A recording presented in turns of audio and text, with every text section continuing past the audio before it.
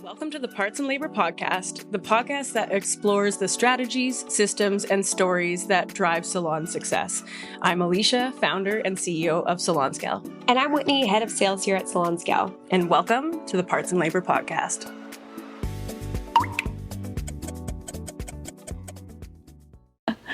Nervous laughter. Okay.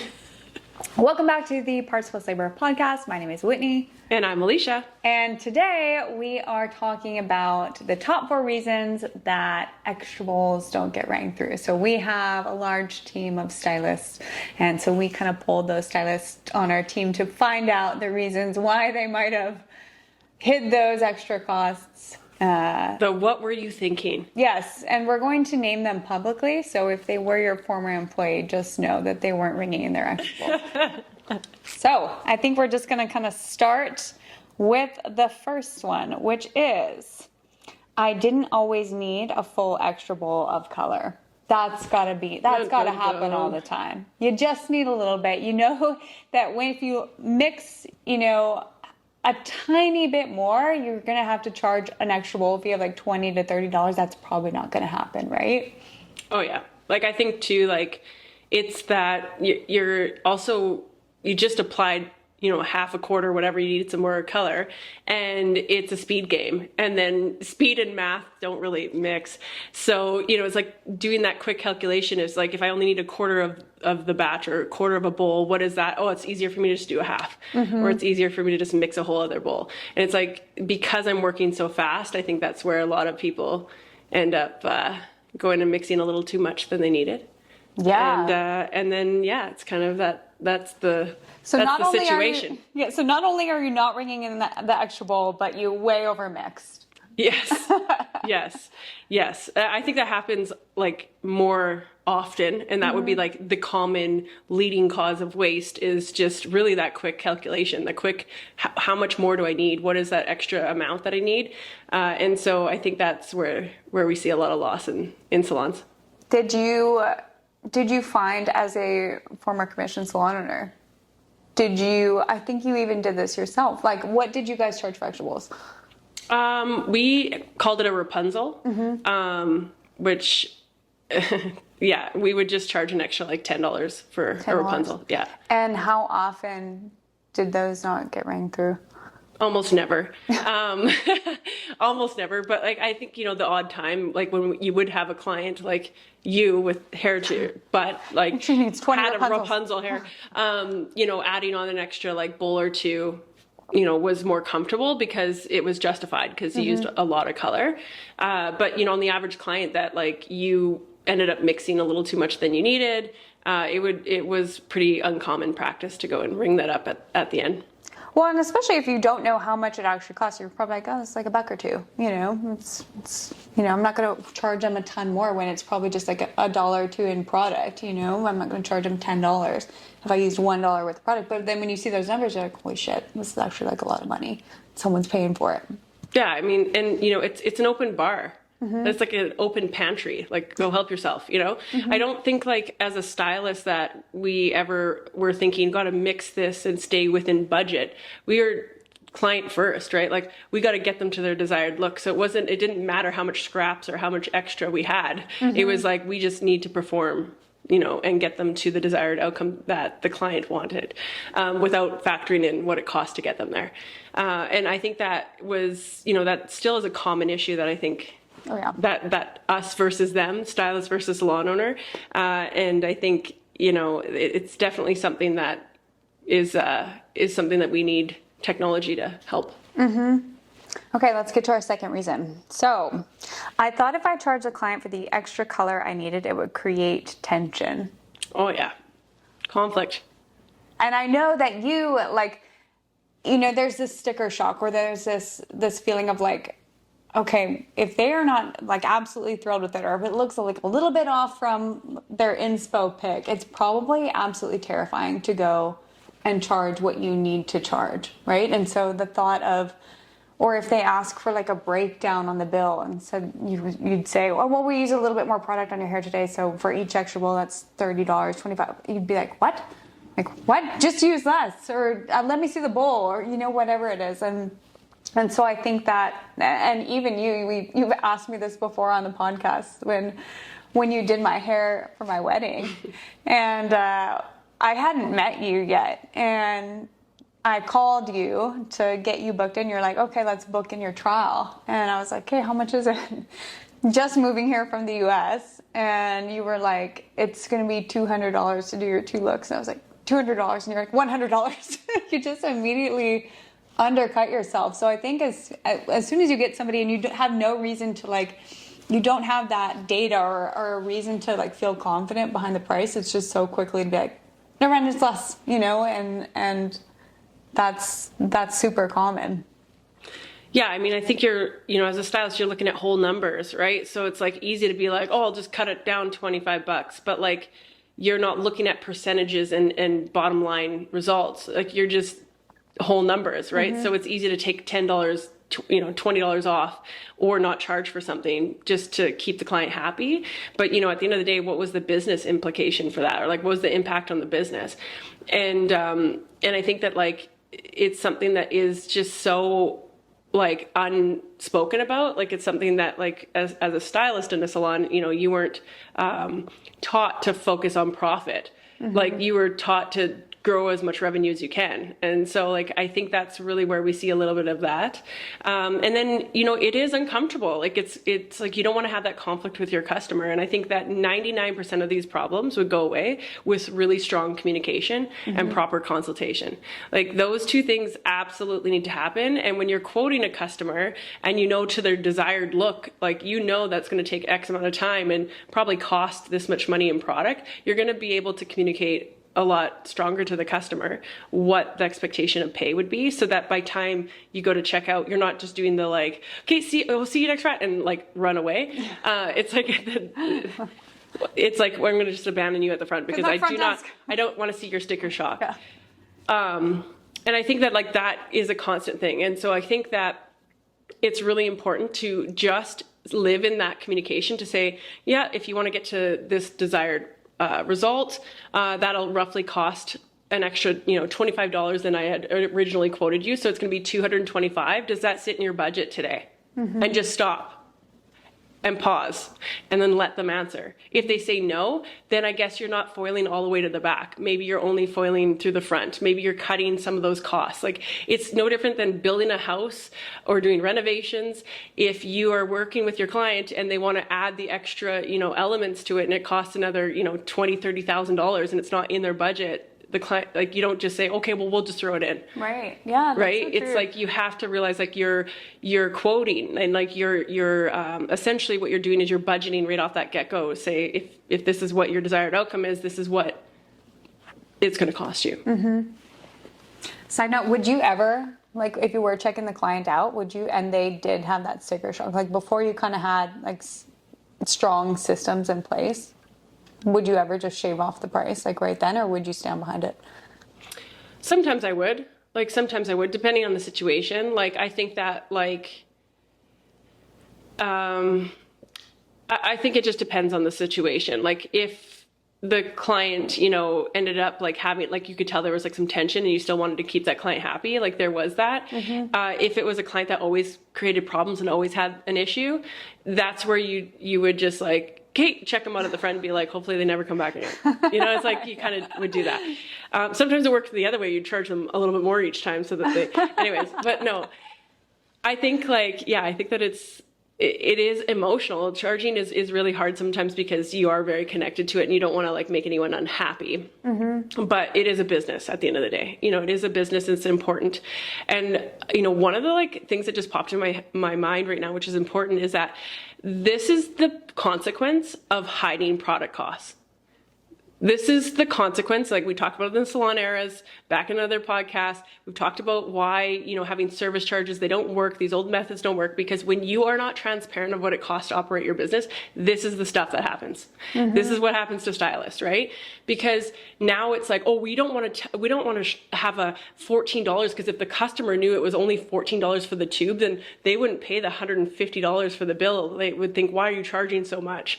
Or to a stylist, if they knew what what those costs are, then they'll wonder like, why are we taking these fees, or what's going on? You know, there's a conflict. And so when you hide it, for years and years, we hid it. We either had service fees or had some sort of, you know, situation on the back end that was like covering some of this, or potentially covering some of this stuff. And that's what created all this conflict and lack of confidence in communicating your pricing. Like, that's what's happened.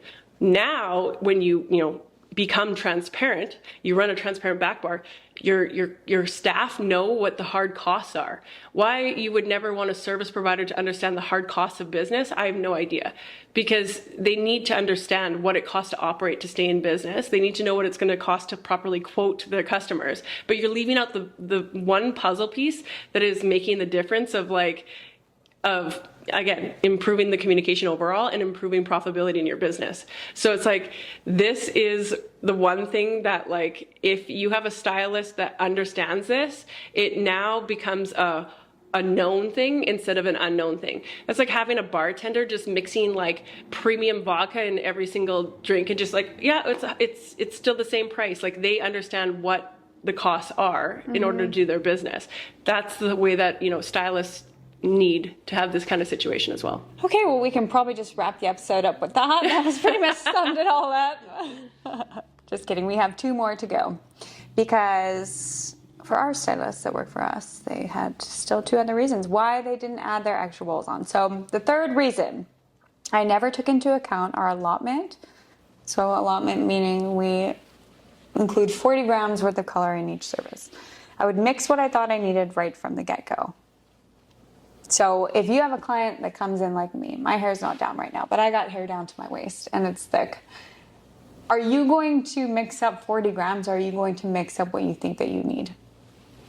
Oh, you would mix what you think you need. I definitely think that's going to happen. But usually what you'd have is you'd have like, okay, so let's say the allotment on like a long single process color was like 40 grams or even up to 80 grams, between 40 to 80 grams of like base color. Like, that's how much money. What that is like allotment equals a budget. Like, you should stay within this much. Anything over, you have to charge an extra bowl or charge on top of that. But, you know, when the client comes in and I know I'm going to need 160 grams, like I'm going to need like a lot more color, I would just go right up to what I think I need on that client. I wouldn't just stay within that like templated amount. And so that's kind of that problem is like, no mains are the same. Everybody has a different density. When you're doing very simplified services like root touch-ups, like, you know, you still use a little bit different. Some people only use like 20, 25 grams for roots, but some people could use up to like 30, 40 grams depending on their density and how, you know, absorbent that hair is, how dry it is it absorbing a lot of the color? And so I think that like, I think there's that, like, I'm going to stay within range. Like, I think a lot of stylists use that as almost like a guide. Like, if you were like baking or cooking, like you stay within the guide. So like, that's the guide, but it's rarely like rarely you're going to stick exactly to that. You're going to either, you know, use a lot more or maybe even sometimes a little bit less than what was prescribed, but to stay within it is very difficult. Well, and it ties back into like reason number 1 too. It's like, well, if you just need a little bit more, say the allotment's a strict 40 grams and you need 50, we're probably just going to mix up 50 and you're not going to charge them for the extra 10 grams, right? It's, you know, you can put all this effort into making this perfect pricing model, but there are so many ways for it to fail. And with a thin profit margin, failing means like the business is failing. It means you're losing money on the service. And so that's why I think, just like you touched on, like the transparency, like taking guesswork out of it, making it black and white is just, you can't go wrong with that. Showing the product cost, being transparent, and so that the stylists actually do feel confident about the pricing and about who's paying for it. Yeah. And I think like, what's important to know is that where did these like set kind of guides come from? Like, when you think of like 20 to 25 grams for a root touch up, or like 80 grams for full single process color, like those guidelines came from the color manufacturers and the color companies. And that was how to, you know, formulate. Like when you're being taught how to be a chemist of color, you can't just be like, this is like watch how much is in the tube and go, like, there's a formula that needs to be created so it oxidizes properly and actually delivers the results that you need. If you use too much developer, you're going to, essentially you're not going to get as much coverage. Like, you have to be within a science in order for you to get the results you want with the color you're using. So these kind of guides help us with how to apply the product. But the second phase of it is to like think about it as like we use those same guides as to how to price for it. And like that's just where it went wrong, because it's variable. Like, this is how much you would need to use to make sure that the color resulted in strong coverage or whatever you were doing for that service of the day. But the variable parts, like using another quarter or a half batch or whatever else, like that extra, like you can't actually like put that into like a like fixed model and think it's going to work out. Because again, everybody is different. Like that's a reality of what happens every single day. And so I think it is those inconsistency that really kind of, it's a misalignment. And so like, it's a variable change, and it's hard to kind of understand that. And by not giving facts and direct results, like if I mix this, I now know and I can see with salon scale exactly how much that cost is.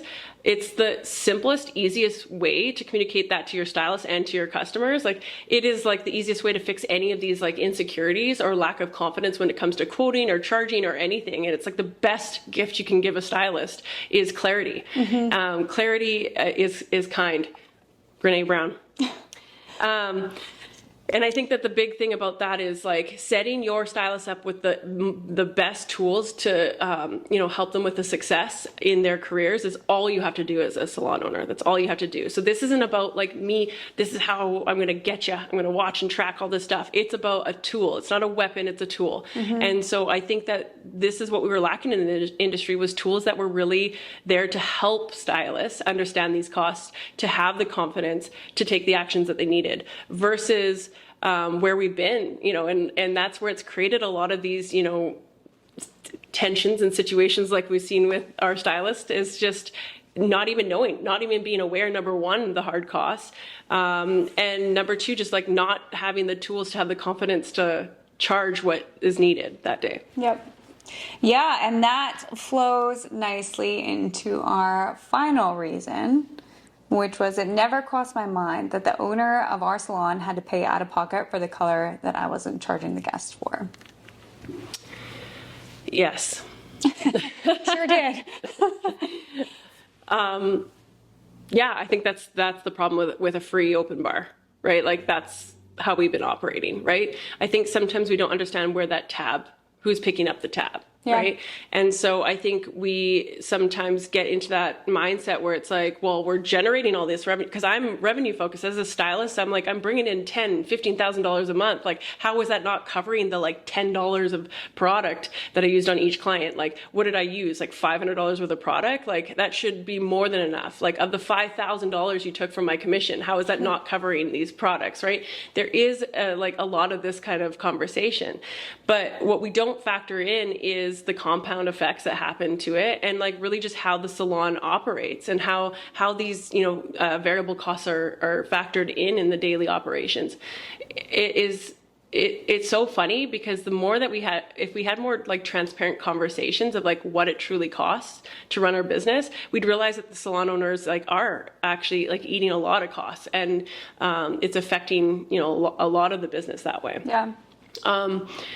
And I think that the more that we can create stronger conversations about this and like open it up and show, like, would you, if you think about it, it's like, I don't think a stylist would want to work for a salon owner that's broke. Right. Like, I don't think a stylist would want to work for a salon owner that is like failing. No. They want to strive to be that salon owner, right? Like, every single stylist that goes to school, if I like asked a whole room of stylists that are just about to graduate, like, what is your dream?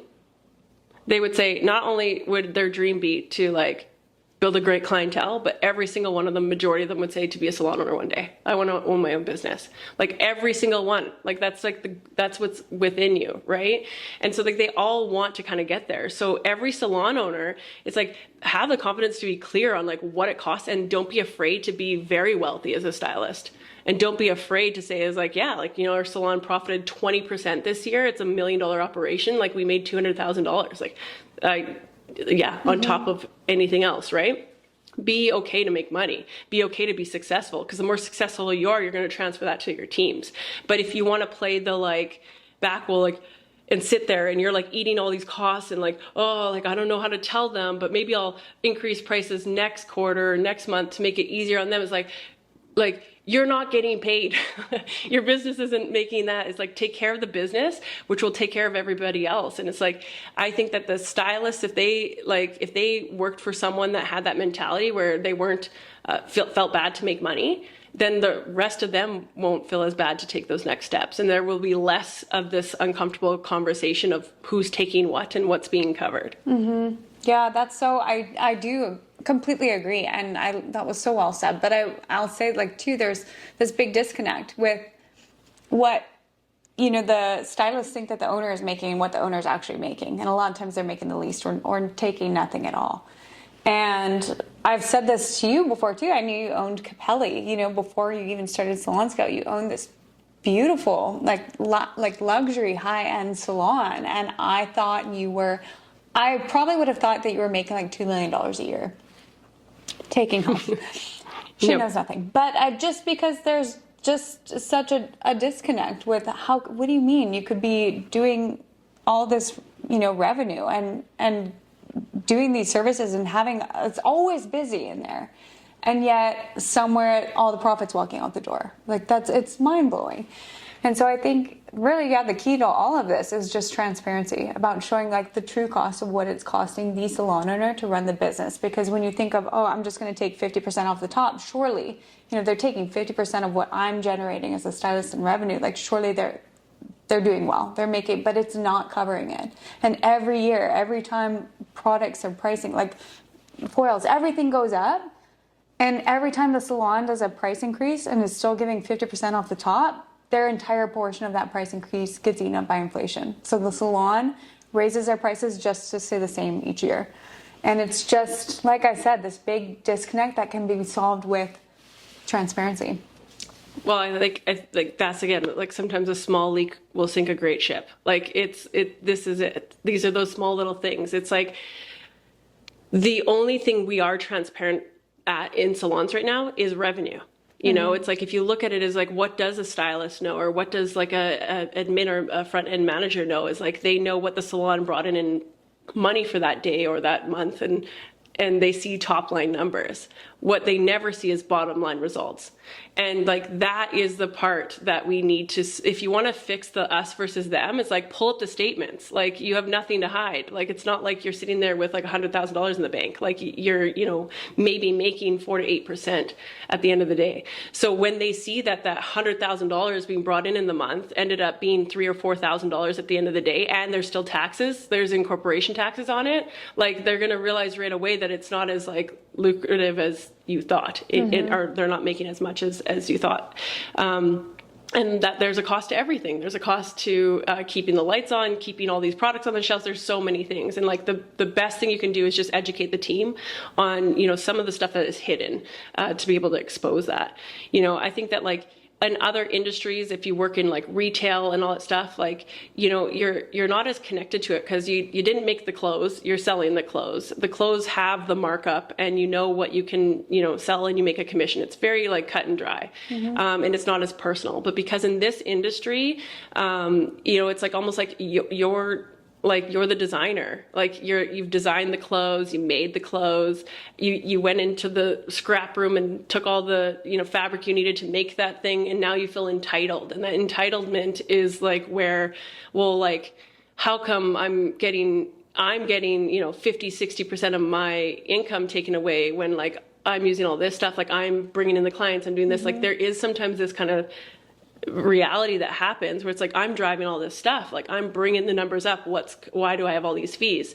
And so the best thing you can do is kind of, you know, show what it costs to operate. And then if that, you know, stylist one day goes on their own, they're way more educated. You're planting seeds in the next generation so that they don't do what you literally did. They'll go and start their own business and they will like have like incredible commission, 60% commission, like No product product fees, like everyone gets benefits, and like they realize later there's, you know, there's employment tax and there's so much compounding that comes through, and there's a lot to operate the salon.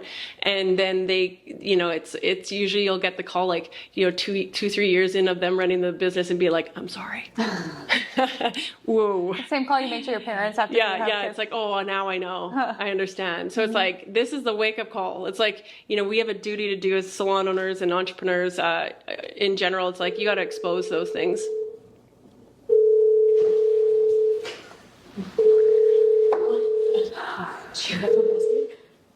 That couldn't have been any louder. Yeah, I'm sorry. No, but you'll get that reality. So I think that like it's really important to like start today. Like start today. Take a day or two to really understand your business. And like when you can pull down the facts and you can see exactly the cash flows, the ins and outs, like what it costs to, you know, run your business. You know, have a staff meeting with your team. I used to do this literally annually with the team. And I would say, okay, guys, anyone want to take a crack at like what our like phone bill was for the year? And then we play a game and then put the phone bill on it. So I like line up all of our variable costs or our fixed costs. So like, okay, anyone want to know what our rent was for the year? Okay, well that was like $59,000 this year. And anyone want to know what we paid in taxes? And like we went through all the expenses of the business and be like, okay, and then like how like when we look at what was generated to that and be like, this is how much the salon made. You know, it was a way of really showing what those costs are and kind of breaking that down, but like make it in a fun, interactive way. So it's not like, if you only understood what I'm going through, but like make it where it's educational and fun, and then invite them into the discovery that you're discovering. I think that's the kindest way to do that, to really bridge this gap between an us and them kind of thing. And to a stylist too, it's like, you're just educating them on, you know, what these, you know, what the reality is or what's going on, not in punishment. If you approach anything with like punishment, or like if you only knew see, if you're like, this isn't court, like this isn't like, you're not like, yeah, it's like, you're not. We are dressed for court. Yeah, although we do look like attorneys today, but like you're not in court, right? So it's like about how do I educate this in a way that's fun, impactful, that really allows the team to get behind some of the changes I need to do in my business, and then empowers them, you know, overall to become successful, whether they're within the salon or they go on to their own things. So that's that. So thank you for watching, and we will see you guys next time.